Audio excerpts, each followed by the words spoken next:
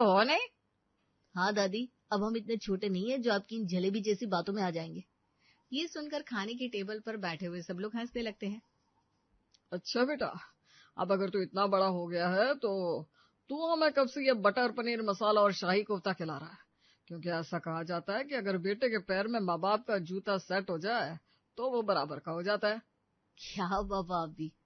अरे सुनो तो सही, अब हम नहीं खिला पाए, इसलिए अब हमारा बेटा ही हमको रोज पनीर और मशरूम खिलाएगा।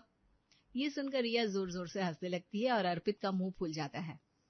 अच्छा अच्छा, ज्यादा हंस मत रिया, चल जल्दी से खाना खा और कल ही तुम दोनों के लिए बढ़िया सी पनीर की सब्जी बनाऊंगी। अब तो खुश हो जाओ दोनों। अर्पित और रिया चहकते हुए अपनी माँ ममता के गले लग जाते हैं।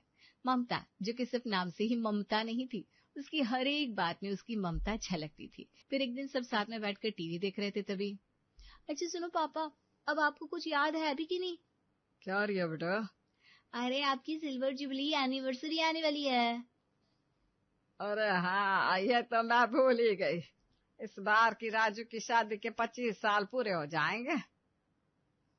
तो फिर इस बार तो ग्रैंड पार्टी होनी चाहिए पापा। अब तो बस बताओ, सारा अरेंजमेंट हम कर लेंगे। तभी ममता सबके लिए चाय लेकर आती है। बड़े ही खुश लग रहे हो तुम, ऐसी क्या बात है, मैं भी तो जानूं। अरे मम्मी, आपकी शादी को 25 साल कंप्लीट होने वाले हैं, तो इस बार हम कुछ अच्छा सा बड़ा सा सेलिब्रेशन करेंगे, हमने सोच लिया है। तुम लोग ना बस खर्चे की बात ही सोचते रहते हो। जाओ जाकर पढ़ाई में ध्यान लगाओ। पापा कभी तो अपनी जेब ढीली करो। हाँ पापा, इतना पैसे इकट्ठा करके क्या करोगे? माहौल की गर्मी बढ़ती देखकर ममता बीच में टोकती है। अच्छा सुनो सुनो, हम इस बार ना बढ़िया सेलिब्रेशन करेंगे, लेकिन एनिवर्सरी तो बाद में है। उससे पहले एक और गुड न्यूज सुनाती हूँ तुम लोगों को। अभी अभी तुम्हारी बुआ का फोन आया था। अच्छा, क्या कह रही थी जीजी?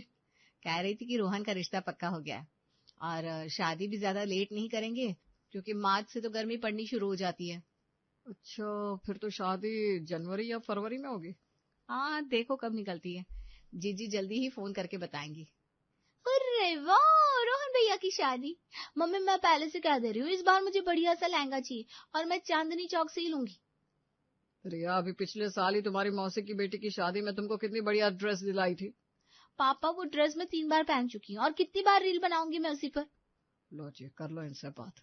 अरे ममता, तुम जरा इनको बताओ, अगर मैं मेरी शादी का सूट अभी भी पहन लेता हूँ तो उसमें क्या कुछ घिस जाता है अगर कुछ घंटे पहन भी लिया तो? आप रहने दो पापा प्लीज।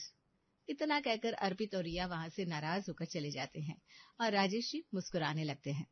अरे आप भी ना, बच्चे बड़े हो गए हैं, उनको क्यों छेड़ते रहते हो? देखो नाराज होकर चले गए। अरे मैं उनको सिखाना चाहता हूँ ममता कि हम मिडिल